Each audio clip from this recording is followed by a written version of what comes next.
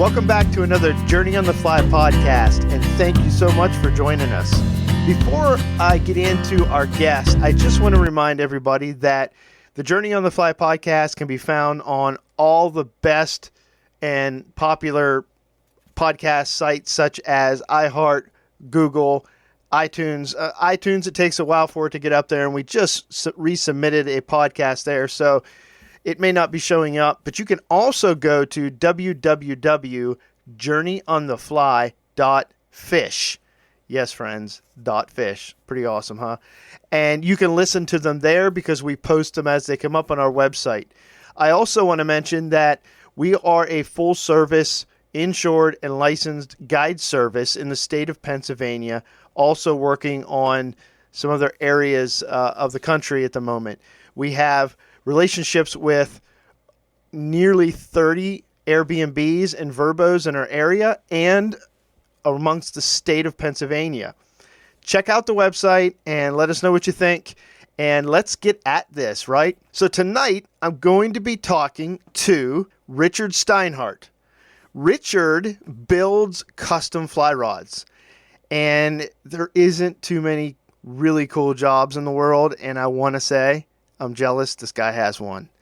And we're going to learn about his history and his life in fly fishing and how do you make rods and all those kinds of questions that come up in a good conversation, which is our intent to have that tonight. So stay tuned and let's get at it.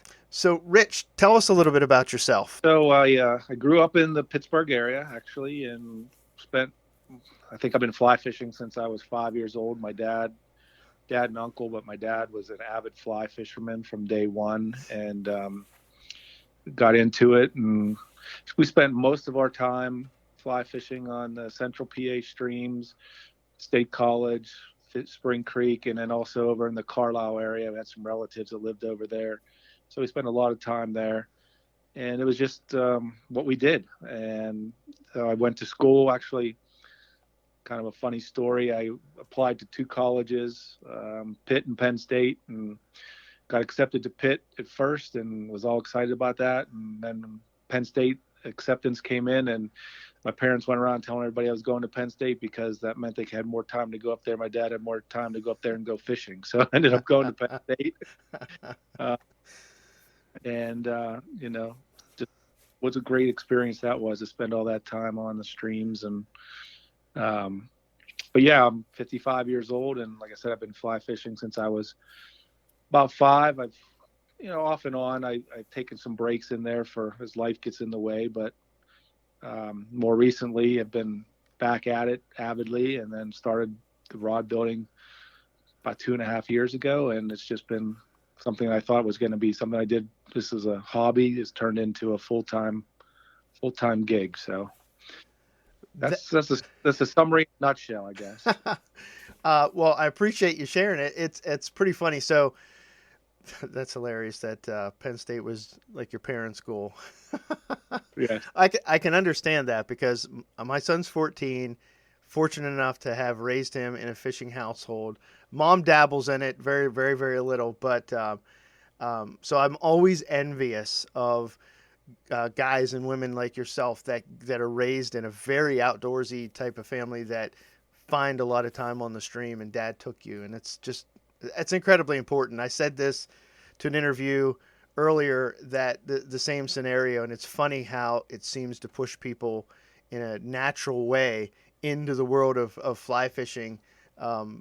Organically, they find themselves working in it and as a vocation at some level. So it's really, really cool. And even if they don't, the fact that you enjoy it from such a small age to where you are today, and it just stuck with you, and probably for a lot of good reasons. So you mentioned rod building, which is how I know you, mainly from Ant's Rods. Yes. Where did that come from? That's just an interesting name altogether. So when I started, I've dabbled in building rods and doing repairs of rods off and on from back when I was a teenager. I put new guides on a rod for myself. But back when COVID hit, I was looking for something to do to keep busy. And I thought, well, I'll build a rod. And I built it. And I was like, oh, this is fun. So I said, well, I'm going to try to sell it. And I think I put it on eBay and I lost money on it, but sold it. But then I started getting some feedback. And I said, well, told my wife, I said, maybe I'll make a few. And even if I don't sell them, I'll donate them to, you know, Project Healing Waters or something like that. But as it started to take off, I said, I need to think about a name for this business. And I mentioned my dad, probably 40 years ago or more. He invented probably the first foam body fly back then and sold it in half a dozen fly shops in the state, up there in Volant, and State College. And just something for him to do as a hobby. He's always inventing stuff. And he he gave himself the nickname Mr. Ants because he called the flies instant ants and crickets. And he got one of the first Pennsylvania, what do you call it, license plates that had you could actually put words on. He got the plate Mr. Ants. So probably, I don't even know how long ago now it was, an author wrote a book called Intelligent Trouting. And in the book, there's a chapter called "Will the Real Mr. Ants Please Stand Up?" And there was a story about him and another gentleman that created what was called the McMurray ant at the time, which was made out of balsa wood. And there was a chapter about the two of them, and there was actually a caricature sketch of my dad in there. And if you go on my Facebook page, you see this picture. So I was thinking about it. My dad passed away a few years ago, so I decided to, in his honor, name them Mr. Ants rods. And it's just kind of caught on. And I put this caricature sketch. It's on the back of my business card, and it's on the Facebook page. And so it's just really, he took pride in what he did, and the flies he tied, and the flies he sold at the different shops, and everything. And so I kind of try to take the same pride in what I do with the rods. That is such an awesome story. Very seldomly do you hear that much depth behind why I named what I named my business, and that is fantastic. That's something that will last forever, no matter how it goes up and downs with economy and fishing and things. It's just really really cool. And just for a word for a side note for any of the moms and dads that are out there listening, this is one more example of good parenting and a beautiful relationship that is still producing fruit in this world. And so get your kids outside, as biased as we Definitely. are, get a fly rod in their hands. Definitely. So Definitely.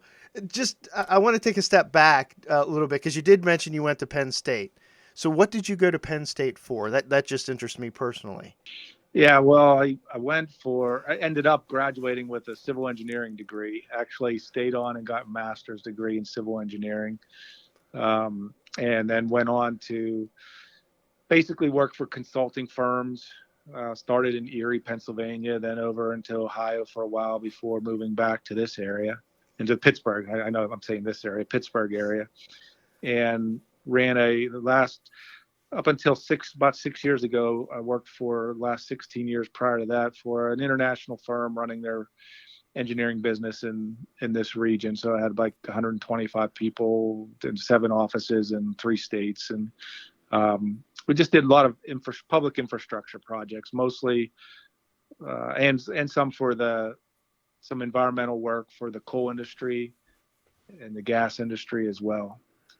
And then about 6 years ago, I decided that I was tired of the that lifestyle, I guess, of just chasing one job after another, and decided to start my own consulting business, just doing basically helping small businesses with their business needs, whatever that be, whether it be marketing or business, financial planning, things like that as relates to running their businesses. And I started that about 6 years ago, this coming February. And about halfway through that, COVID hit. And the business died for that time because no one, we're shut down and everything. And that's when I started messing around with building the rods and selling them.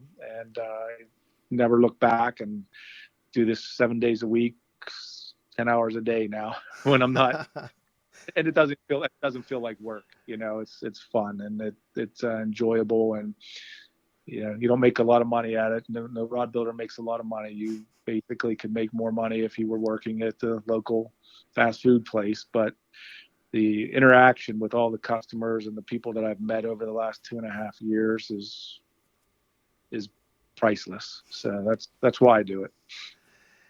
So the reason that I asked you that, and I mentioned that it was personal, I kind of want to make it more public because of I've not had, and this is not a woe is me story.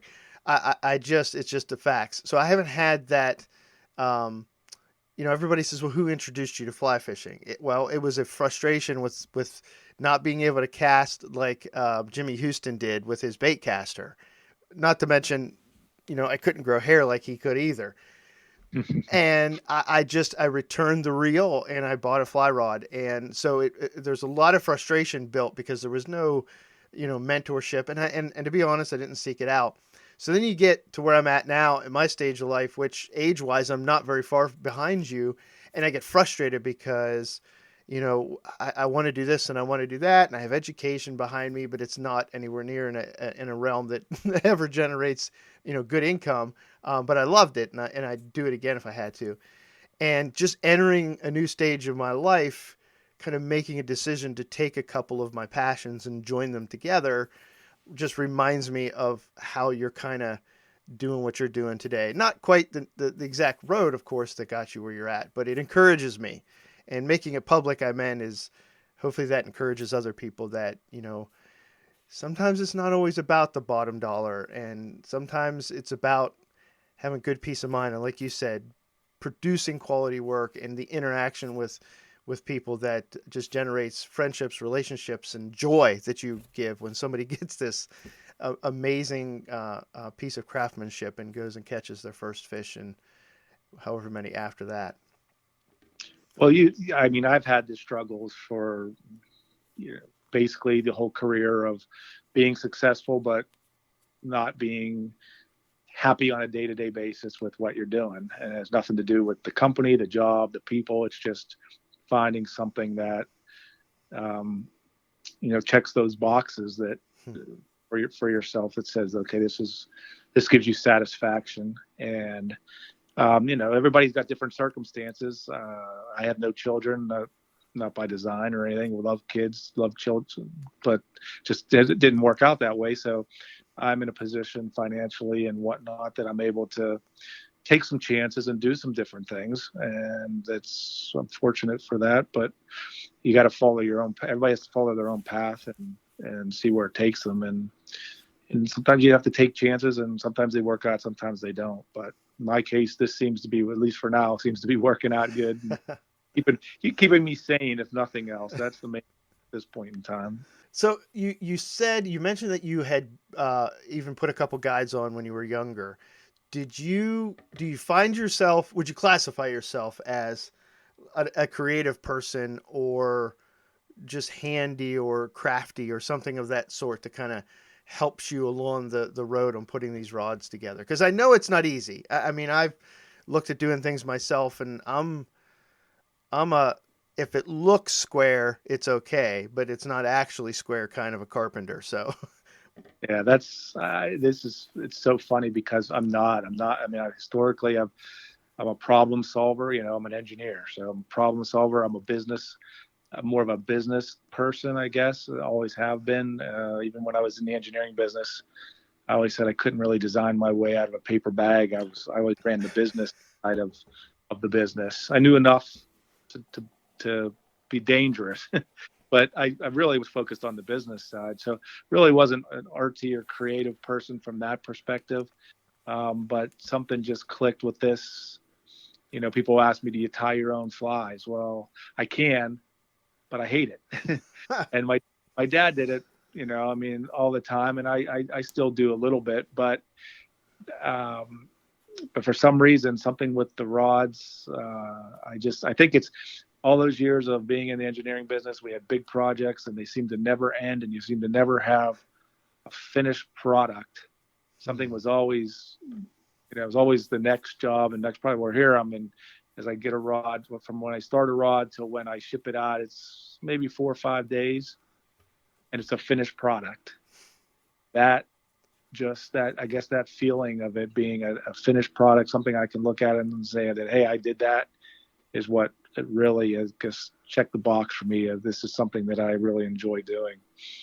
And but no, as far as being an art of trade, fact, I still joke with the customers that I send them all my options: reel seats, grips, thread wrap colors, and I probably got 50 different threads now, and they'll ask me questions about it, and I say, well, let me bring in my color consultant. So I get my wife to come down, and we look at the colors and go from there, and she kind of gives her recommendations, and so that's usually how if somebody doesn't have a combination in mind, that's usually how it comes about. Is I go to her, default to her, because she's got the eye for it. So, what does the process look? And you could be as detailed or as vague about this as you want. From and actually from selecting the blanks that you want to produce, because I know that you are 100% about quality from what you mentioned, and obviously what I've seen you produce.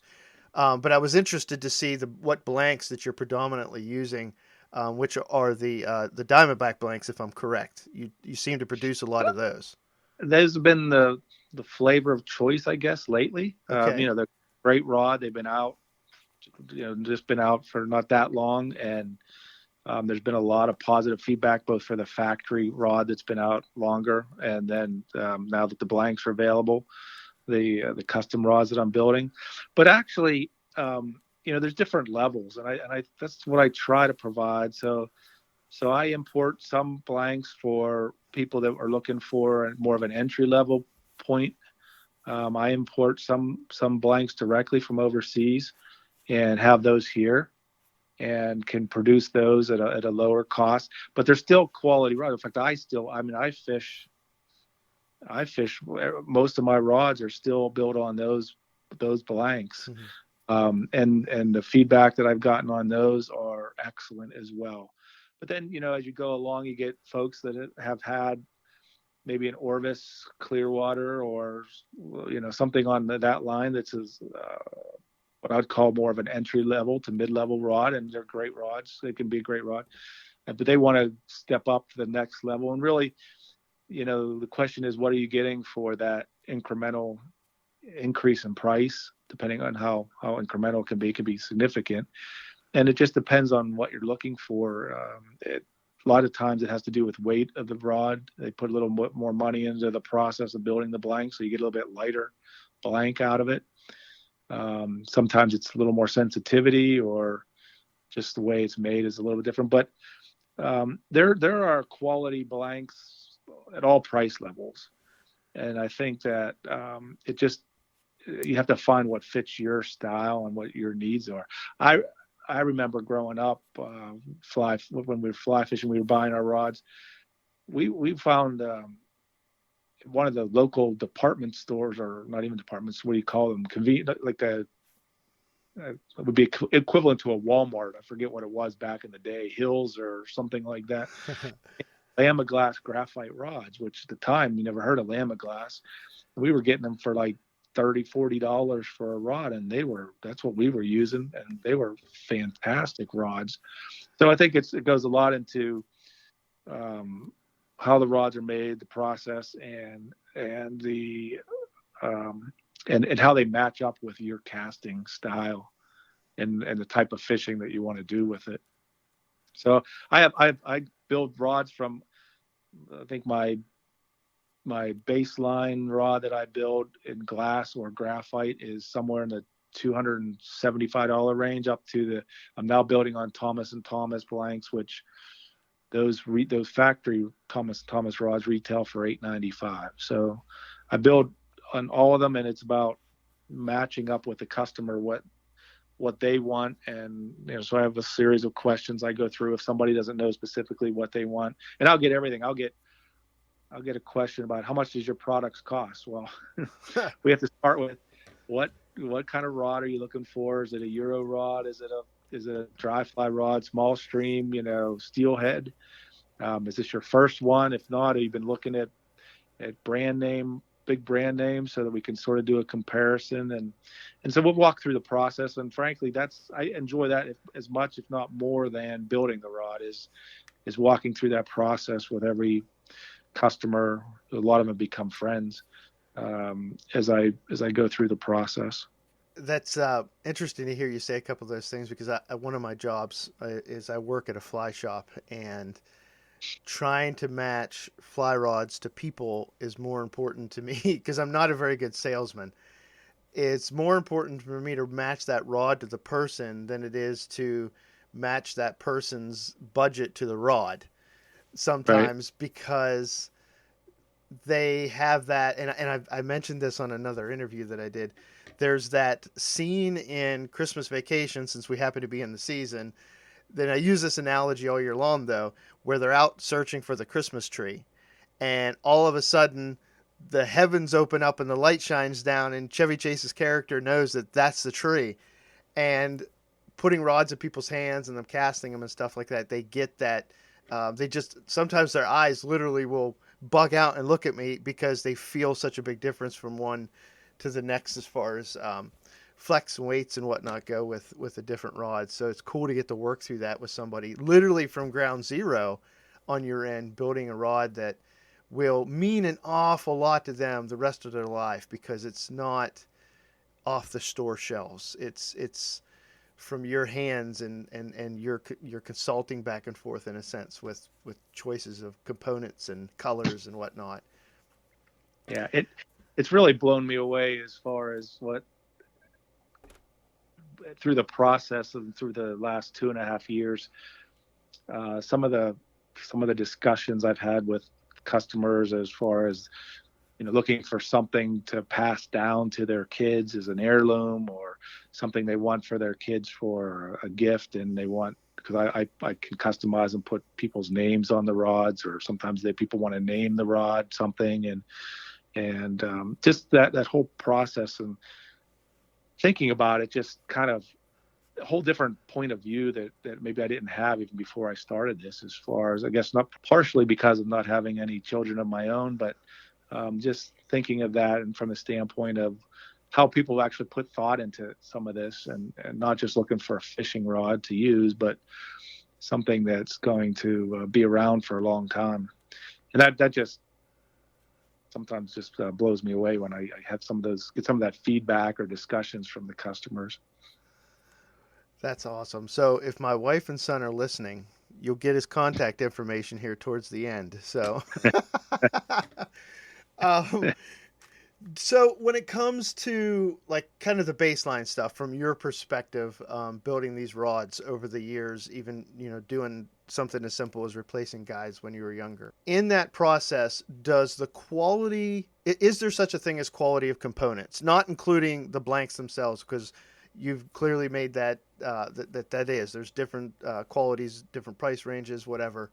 But do the components themselves matter when it comes to putting a quality rod together, or is it just kind of, yeah, here's the guides I have? I think that there's a couple different perspectives to that, and I think in some cases, my personal opinion is some of that gets blown out of proportion a little bit. But again, it's at the end of the day, you need something in your hands that you're going to be confident. Fishing's just like any sport, has a lot to do with confidence. And if you're confident with whatever your tools that you're using when you're out there, you got a better chance of being successful. So, I have my sort of standard guides, my standard reel seats, my standard grips that I carry and offer. But then I have customers that want to upgrade to, the most expensive guides that are out there, or, the lightest guides that are out there. You're talking about 10 little guides or 12 little guides. I don't know that they make that much difference in the weight of the rod, but if that's what gives them confidence, then that's what I'll do for them. But I think that you just have to look at again, it's not so much about price or whatnot. You have to look at the different components and look at the quality. Certainly there's some added touches. You can get custom reel seats made, and I have a couple of vendors that I work with for those that people will want, and they're hand turned, and Oh wow. and they look beautiful, and you get some really cool designs with them, either acrylic or some certain kind of woods. Yeah, so I think there's a lot of factors that go into the different components that you use. Certainly, you don't want to put anything out there that's not going to last, be durable. But that's, I guess, my first priority. Certain rods require different, uh, I guess, for example, Euro rods. You want something that's very sensitive because you're fishing basically with a lot of touch. And so I found that I'm using a lot of carbon fiber on the grips, for example, and they're lightweight and they just seem to feel, and it's not just my opinion, but I've gotten a lot of customer feedback that the feel through those grips just adds another level to it. But another thing is, for example, a lot of people will talk about, I get a lot of questions about, well, what's the weight of the rod?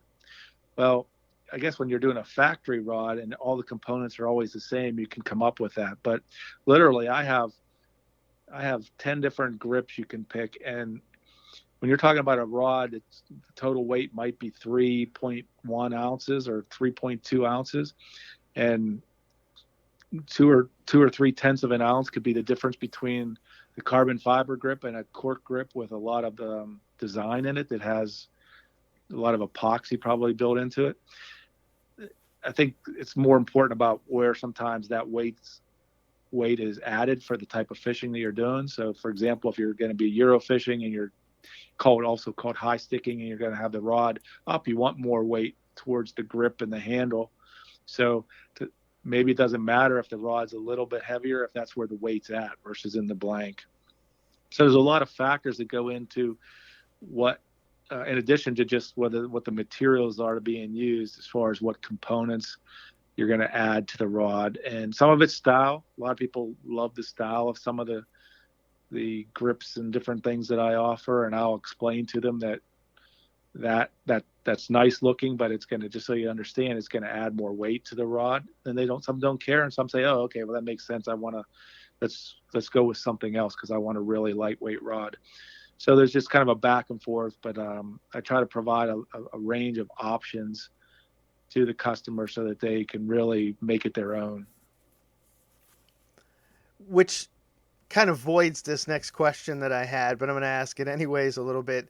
When I had a question set up here about, do people choose, satin or non-gloss? Because I've heard stories of these incredibly serious competitive anglers in Romania and Poland and the UK, where they will, and I think it's a confidence thing. I'm assuming this, where they're taking steel wool and taking the finish off of the rod because they want no glare to inhibit, like, say, the sun hits it and the trout sees the glare or something, it spooks it. Which, fishing for wild trout, we both can say anything could spook those trout. Granting who was there before water clarity, but it seems like, though, every rod's a little bit different because everybody's a little bit different. Yeah, I have people that want complete, blackout package on the rod because they want no color to it at all. Some of them don't even want, a label on the rod, which I won't do a rod without my Mr. Ants. I've actually turned people away because, as I talked earlier, how important the name of the rod or the business is to me. I just won't do a rod without my label on there. And I've actually turned people away because they say they don't want anything on there that's going to put glare onto the rod. Well, I can tell you, I was out last week and caught 70 fish in 70 wild trout in 5 hours. My rod's a Diamondback 10-foot, 10-inch 3-weight with almost a silver wraps on it. So, I don't think, I don't really think that I'm sure there's situations where the water, like you said, the clarity of the water and whatever, but I know that I probably make a lot more noise walking up through that stream than any rod glare is going to do, and scaring fish away. So, but again, it's confidence, and some people feel that way about it. And if that's the way they feel about it, I will, I'll do everything I can to put the rod together the way they want it. So when they walk out on the stream, they're confident that they're going to be able to catch fish with it. Well said. Being that I work at a fly shop, you get this an awful lot, especially for steelhead season, because when they see these pictures of these fish and they go chasing them, they're so adamant. And I don't mean any disrespect. It's just how the world works in fly fishing and stuff. And I grant it, and it's fun. Where they're like, what flies are they hitting? And there's only a handful of flies that are really out there for steelhead. I mean, you got eggs, nymphs, streamers, and so forth. It's really the same gig in the other world of trout as there is there. But I try to say, well, let's pick a handful of these flies with different sizes and then try to concentrate on figuring out if they're drifting properly. Because at the end of the day, they're still trout. And if it doesn't look real, they're probably not going to take it as likely as they are the one that's making the better drift and the thing looks real as far as a really good drift. And it's all about confidence. It's all about that drift on the I'm going to call it epoxy, but please correct me. The epoxy that you put over top of the wraps. Yes. Can you get that in like a satin or a dull color? Because it always seems like they're always shiny on every rod that's built that I've ever seen. You know what? I can't honestly say that I know the answer to that. I found one. That process is a little bit of a tricky process. And I've had ones that didn't cure right and things like that. And so I've found something that works for me, and I basically stick with it and I don't mess with it. And so it's, it's kind of a glossy, but a lot of it depends on what's underneath. Like if you're putting a black wrap down and you put the gloss over it, that doesn't really, the epoxy over it, it doesn't really, shine out there or anything like that to a point that would affect anything, in my opinion. But I'm sure they're probably, I know that like some people will do silk wraps with a different kind of finish, and it shows the guides through. I've kind of kept my process simple. I do the simple wraps. I don't do the bands around on the outside of the wraps like some of the people do, and those are beautiful. I just have decided not about the most got a couple of different requests lately. I haven't built yet, but I've done a couple of rods where they wanted alternating guides, so color wise, so a silver and a purple, or a purple and I don't know. I've got one that's going to be coming up. I'm going to do but there must be I think they're West Virginia fans. So it's going to be a blue and a gold wrap. Every other guide, it's going to be blue and gold. But I don't. So to answer, get back to the epoxies and things like that. I can't honestly say whether there are or not things that cure that aren't going to be shiny.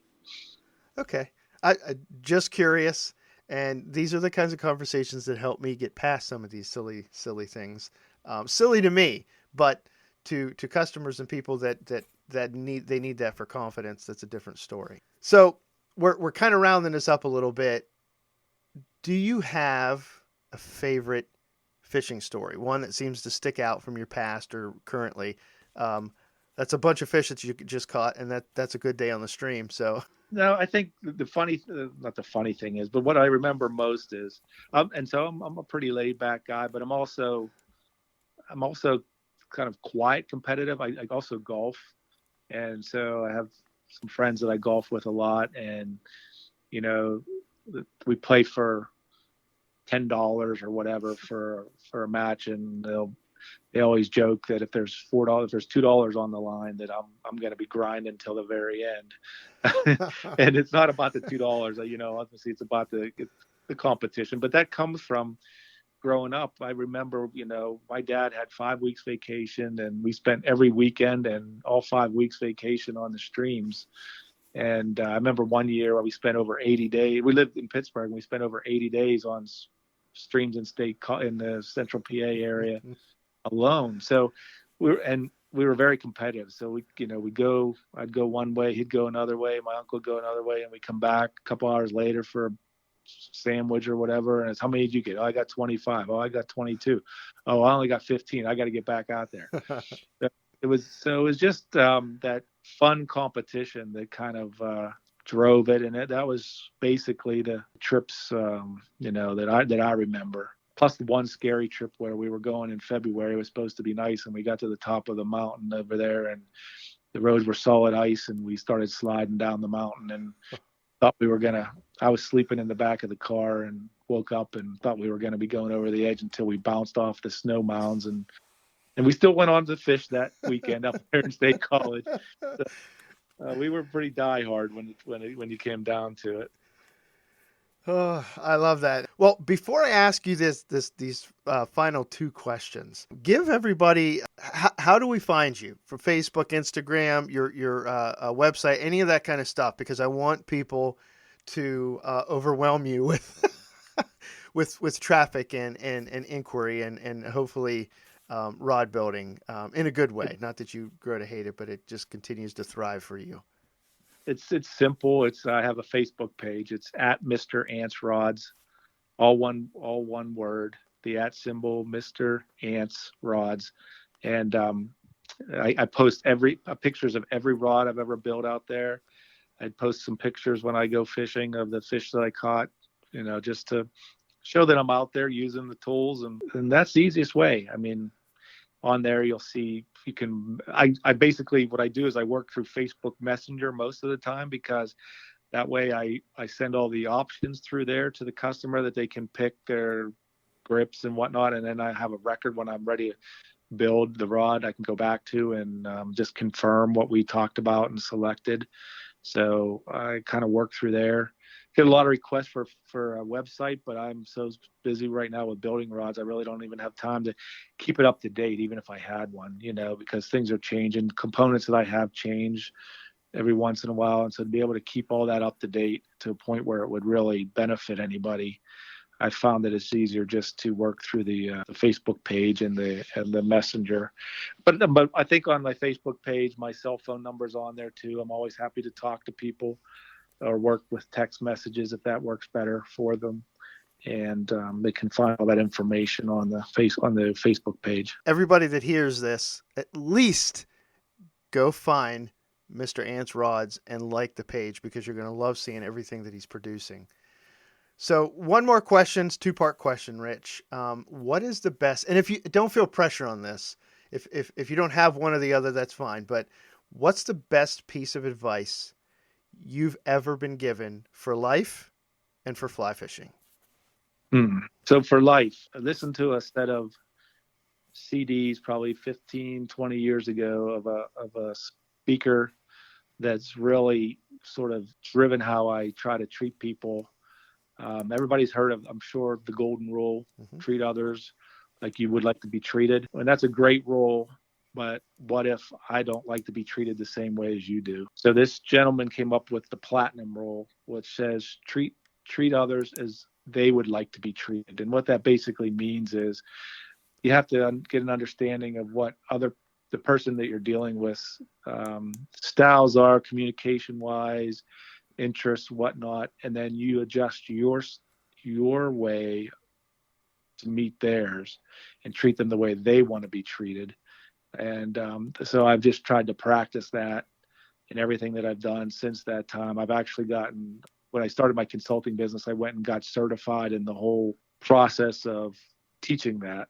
And it's just something that I'll always remember and follow. So that's kind of the thing for life. For fly fishing, I've always been a numbers guy. I've always been about how many, because I told you our competition, how many do you catch? But I will say now that I'm out there fishing more, and especially after catching a 22-inch wild brown the other day, that size does matter. That's just. But yeah, it's for fly fishing. It's really about. It's hard for me because everybody says it's about being on the stream and enjoying your time out there, and it is. I pulled into a parking spot yesterday, looked through the trees as I was getting out of the car, and saw a bald eagle flying away, which was the most amazing thing I've seen. But so you're supposed to enjoy those, and it's hard for me sometimes because I drive 4 hours round trip to fish, and I've got maybe, especially this time of year, maybe 5 hours because I don't really like to be on the road in the dark when the deer are out running around so much. So I maybe got 5 hours, and at that time, it's about catching as many fish as I can in that 5 hours time. So it's hard for me just to sit back and sort of smell the roses and enjoy it, but it's really, really what you need to do because it's just a blessing to be able to be out there and do that. I love it. I appreciate you sharing this. I'm going to ask one more question because I know my buddy Dirk's going to be listening. So that big brown that you caught, what did you catch him on? What fly did you use? It was an egg. It was an egg. So not a hopper. Not a hopper. This is a little inside joke I have to share with you later with one of my coworkers that he's gone out west a bunch of times. He's loved with Montana and Wyoming and all that. And so he's a hopper dropper guy. So it's this ongoing joke that he just doesn't know how to nymph fish. And that's why he isn't catching big fish on nymphs. That's the wild brown. I mean, I got a 20-incher early there spring, and that's the biggest wild trout I've gotten. And believe me, my heart was pounding the whole time I was trying to fight that fish. But yeah, I don't think too many hoppers this time of year in central Pennsylvania. That's all right. Well, you all heard it from there, from the mouth of the man catching the fish. Well, Rich, thank you incredibly for your time and everything you shared. It was very, very encouraging and helpful to me and insightful into the world of this. And so we'll catch you on Facebook, and maybe sometime we'll run into each other on the stream. You get up to Newcastle Way or whatever, or look me up. We'll hit the Neshannock. The stockies aren't quite as good as the wild fish are, but at the end of the day, fishing's fishing if you can get on them. So that's right. Sounds good. Yeah, let me know. I'd love to get together and fish a little bit together. All right. All right. Well, I'll say one last thing. Go for it. Go Pens. And absolutely. I appreciate the opportunity. There you have it, ladies and gentlemen. Mr. Ant's Rods. What a cool story. A story that I hope inspires many of you that it's never too late to do what you love, and it's not always about the bottom dollar if you can set yourself up in a way to make things work out. Take the time, stretch your legs, take your passions and figure them out. Because in my view, it only makes sense from the two stories I've heard so far that in ancient terms, there is a teleos, a purpose in which we are all meant to fulfill. In all of our journeys, hopefully, in them, we will discover what that is.